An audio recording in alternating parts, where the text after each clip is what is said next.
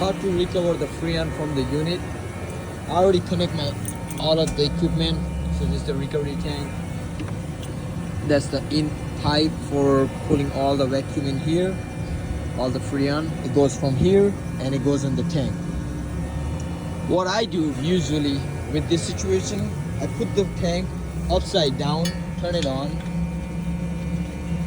So what it does when you put it upside down, that thing works faster because the regular, keep it up.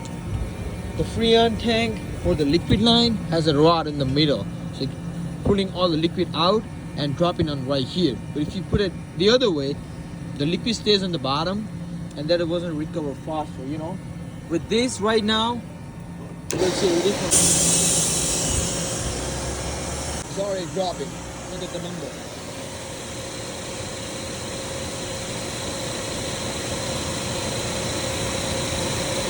That's work faster because upside down, a unit work faster because of the rod.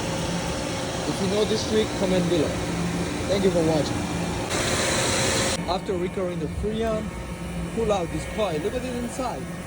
You cannot even see it through. It was fucking dirty. We're gonna use the chemical, clean this out.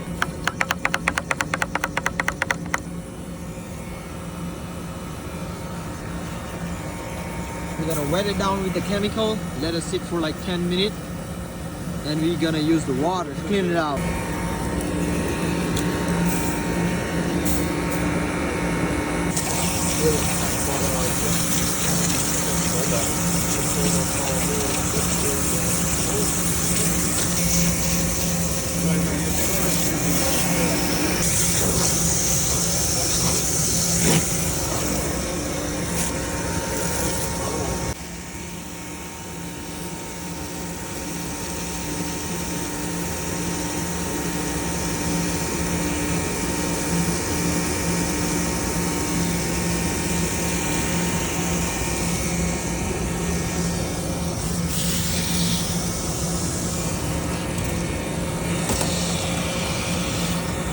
Look at this inside now, it's almost clean, but look at this on the bottom right there.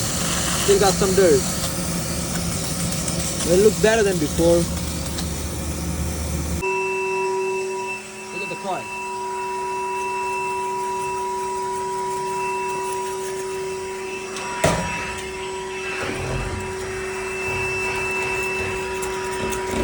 You gotta use a chemical for to clean this shit up. Almost there.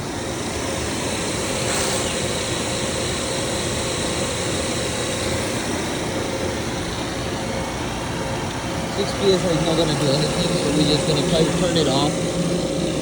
But the tank is already heavier.